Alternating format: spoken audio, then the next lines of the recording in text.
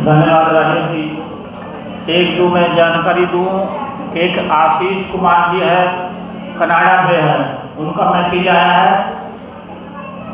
और वाल्मीकि जाति के लोग हैं। मतलब अभी तक पूरे भारत में एक जाति आंदोलन कर रही है जिसको जाटव और चमार कहते हैं, आप मानो या ना मानो। तो हमने प्रयास किया दूसरी जाति भी खड़ी की जाए, तो वाल्मीकि जाति का हमारा प्रयास है। और आप अपने देख ही रहे हैं कि महिलाएं भी पुरुषों से कम नहीं है, इधर महिलाएं भी बराबर आई है।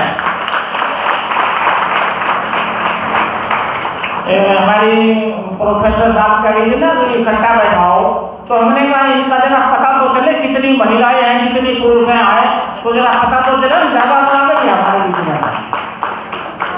तो कनाडा से आशीष जी हैं, एक समीर जी हैं, वो जर्मन से है, वो भी इधर आए हुए हैं आज। और न्यूजीलैंड से हमारी बेटी है वंदना, उनका भी मैसेज है कि आपके इस कार्यक्रम को हम कनाडा, न्यूजीलैंड और जर्मन तक लेके जाएंगे और वहाँ भी इस कार्यक्रम को हो जाएंगे।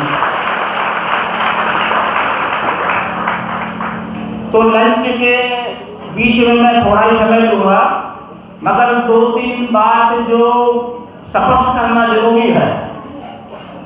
ये साधुओं का मोर्चा भी और उससे पहले जो महिलाओं का मोर्चा, ये महिलाओं का सेशन था, और उससे पहले मैं दो तीन बात आपको निवेदन कर दूं कि तो आज़ादी का अमृत महोत्सव चल रहा है पूरे देश में पिछले साल से। हमें तो अमृत मिला नहीं, महिलाओं को तो बिल्कुल ही नहीं मिला।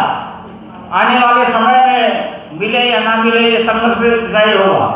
तो उस आजादी के आंदोलन को भी दो ग्रुप लड़ रहे थे। एक वो ग्रुप था जिनके पास सदियों से सब कुछ था, धन दौलत पद प्रतिष्ठा सत्ता, अंग्रेजों के साथ थे। एक वो वर्ग आजादी का आंदोलन लड़ रहा था जिसका नेतृत्व उस समय तिलक, गोखले जी, उसके बाद गांधी जी और नेहरू जी कर रहे थे, हमें आजादी दो आजादी दो आजादी। कौन? जिनके पास सब कुछ था वो आजादी का आंदोलन लड़ रहे थे। एक तरफ दूसरा भी वर्ग था जिनके पास हजारों सालों से कुछ भी नहीं था, ना रोटी थी, ना कपड़ा था, ना मकान था, ना जोड़ का गंदा पानी था, जिनको जानवरों की तरह माना जाता था। वो वर्ग भी आजादी का आंदोलन लड़ रहा था।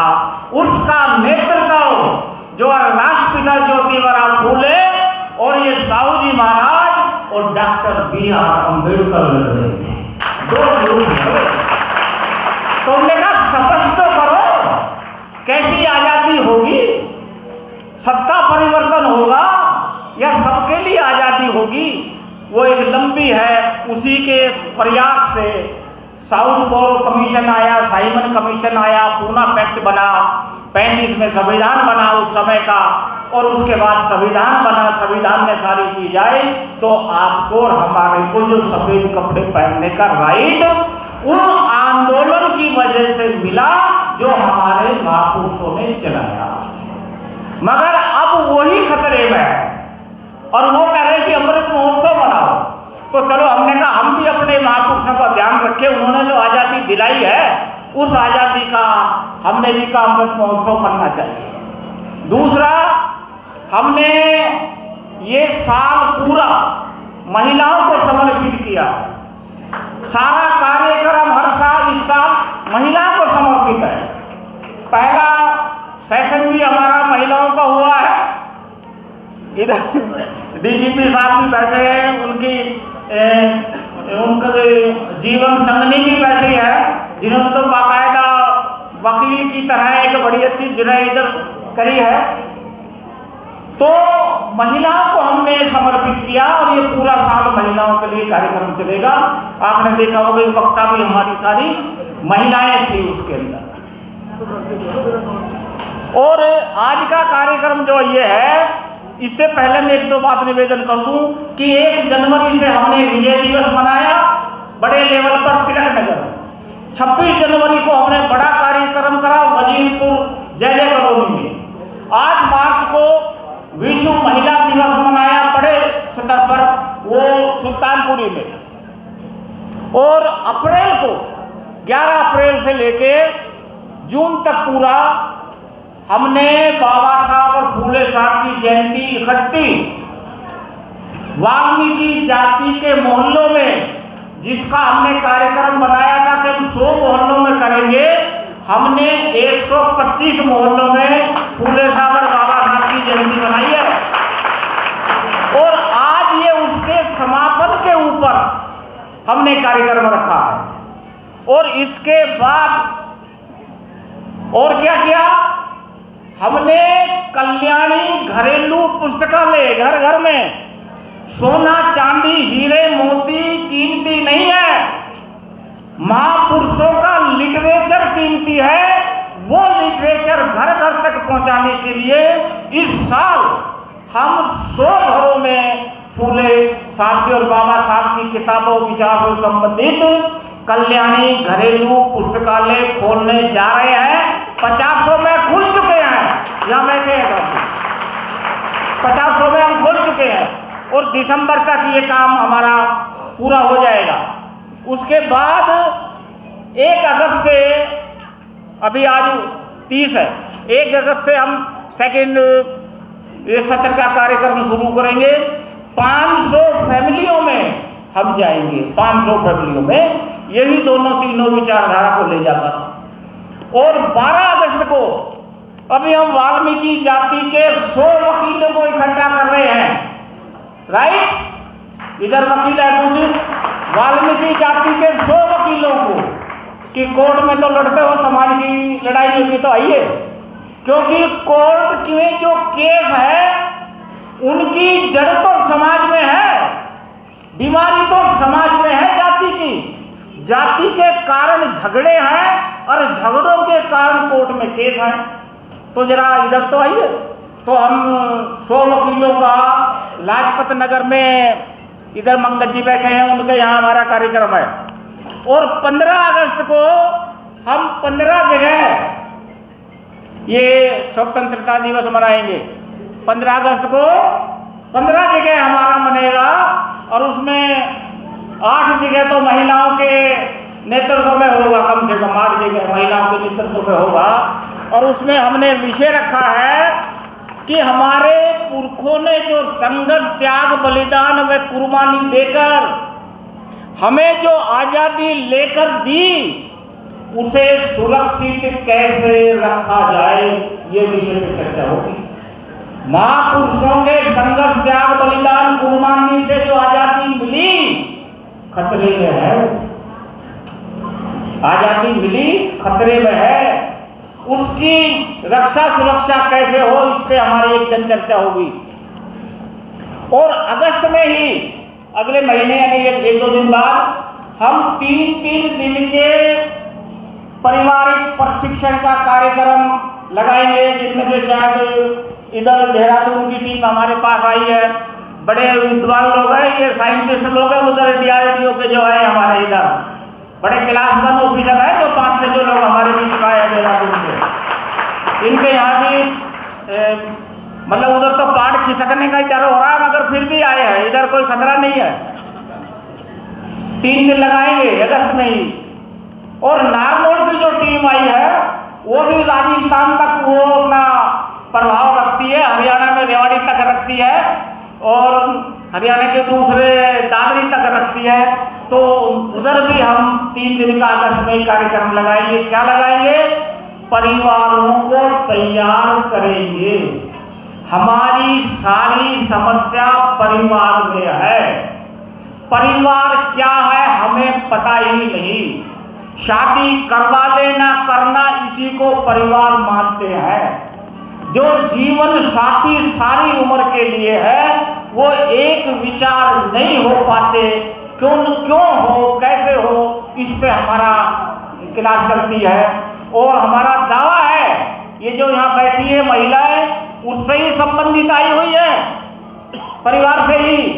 हमारा दावा है जहाँ परिवार में हमारी क्लासें लगी है वो परिवार गरीब नहीं रहेगा और पिछड़ा नहीं रहेगा। ये दावा है। कोई परिवार बताए जो हमारी क्लास लगी हो, एक तो ये खड़े हैं देखिए इधर ही है कोई, कि इनकम ना बढ़ी हो। इनकम बढ़ेगी, दिमाग में है इनकम। बेटा बेटी पत्नी माँ बाप एक विचार तो बनाओ, एक उद्देश्य तो बनाओ। आपकी गाड़ी किधर जा रही है, कहाँ लेके जाना है परिवार को, स्पष्ट तो हो।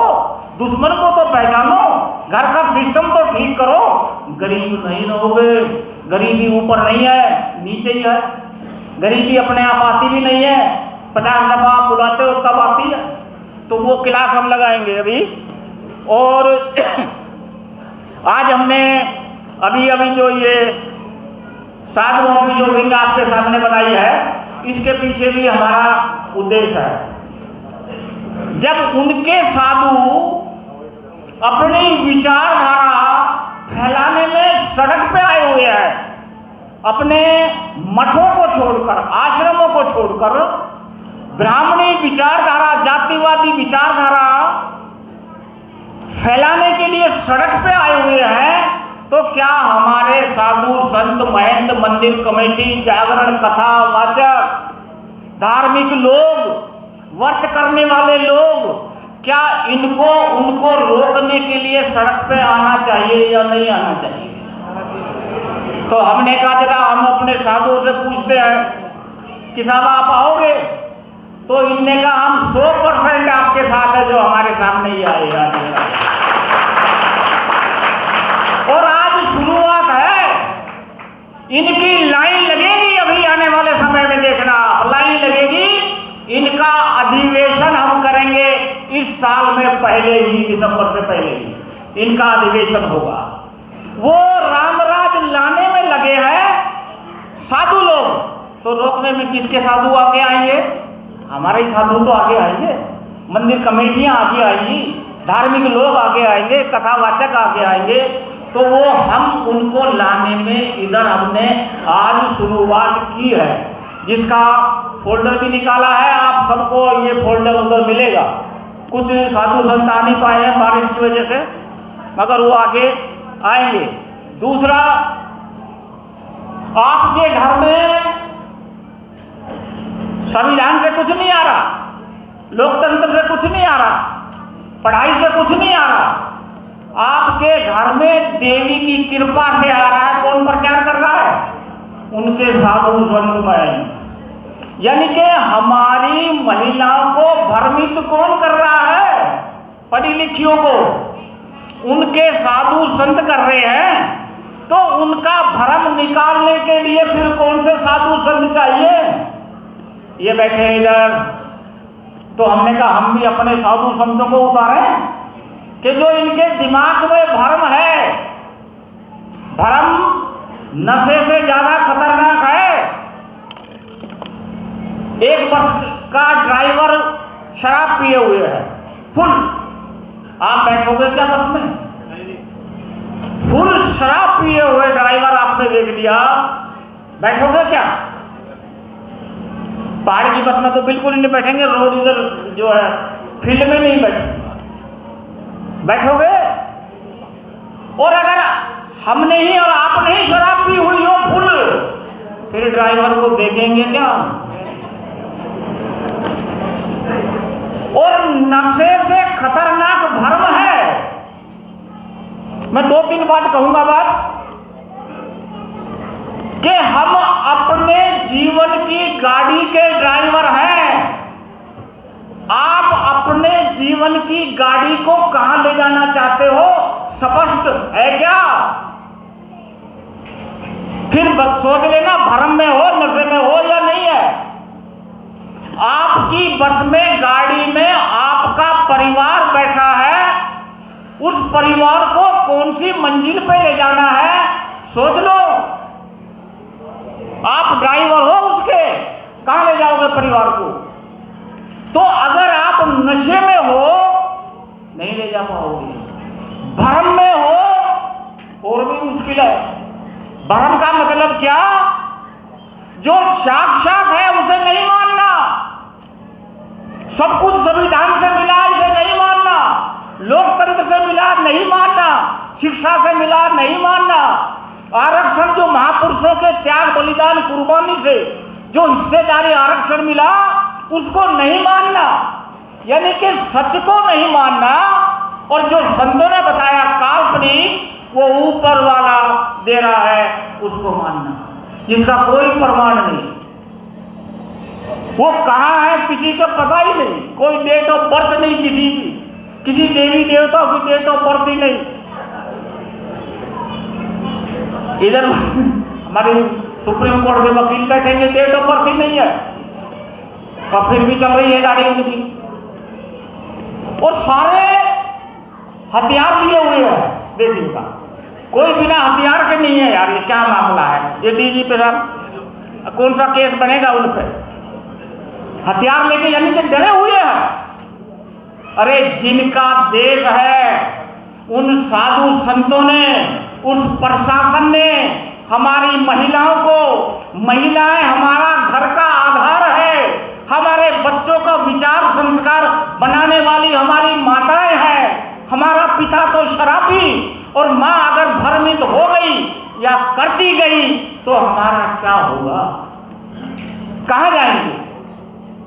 अभी कनकलता जी बड़ा आहिस्ता बोल रही थी, स्लो है ना, उनका स्वभाव है, बहुत सीधी है, सरल जीवन से आती हैं, पहाड़ से, स्लो बोल रही। एक महिला बड़ा स्लो बोल रही, तो लोगों ने कहा रे जोर से बोलो, पुरुषों ने कहा जोर से बोलो, तो उन्होंने जवाब दिया कैसे बोलो, पुरुषों ने कभी हमें बोलना ही नहीं दिया, पिता के घर में जोर से बोलने नहीं दिया, पति के घर में नहीं बोलने दिया, मोहल्ले में नहीं बोलने दिया, तो कैसे जोर से बोलूं?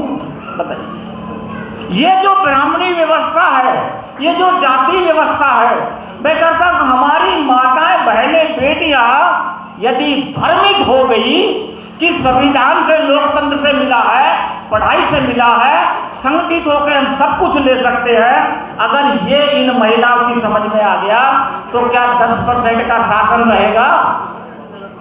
उनका शासन नहीं रहेगा। तो हमने भी प्रयास किया कि हमारी माताएं बहनें और बेटियां जो उधर उनके भ्रम में जाती हैं, तो हमारे जो साधु संत हैं इनका लाभ हमें लेना चाहिए। ठीक है, तो इन्होंने भी बड़ी मतलब बड़ा हृदय दिखाया है कि हम आपके साथ है। जैसे एक काल्पनिक बात है, कहते हैं कि ऊपर वो कौन से लोक में हाहाकार मच रहा है, वो भगवान बैठे हैं। काल्पनिक कहानी है, समझाने के लिए, बताने के लिए।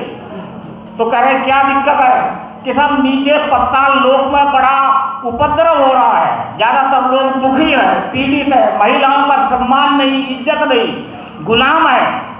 वहां के मूल निवासी शूद्र, अति शूद्र तो डबल गुलाम है। तो कोई है जो जाए, उनका दुख दूर करे, उनको कहाँ बहुत और ऊपर दंत कथा कह रही है, इनकी भी सब दंत कथा है कि कौन जाए। तो एक व्यक्ति खड़ा हुआ कि मैं जाऊंगा जी, तो उसने कहा भैया सोच लो, वो अनपढ़ लोग हैं, गंवार लोग हैं, जानवर के स्तर पर है, शिक्षा से हजारों सालों से दूर है, खान पान से दूर है, अपना एहसास ही नहीं है कब इंसान है, उनको उठाने बचाने के लिए कौन जाए? उसने कहा मैं जाऊंगा। फिर उन्होंने कहा आपके अगेंस्ट 33 करोड़ देवी देवता हैं, करा फिर भी मैं जाऊंगा। उन्होंने कहा लक्ष्मी है, धन की देवी, सरस्वती है, सारे उनके अगेंस्ट है। उसने कहा मैं सबको ही देख लूंगा, मैं ही जाऊंगा। और उस आदमी का जन्म 14 अप्रैल को होता है, डॉक्टर बिलाल है।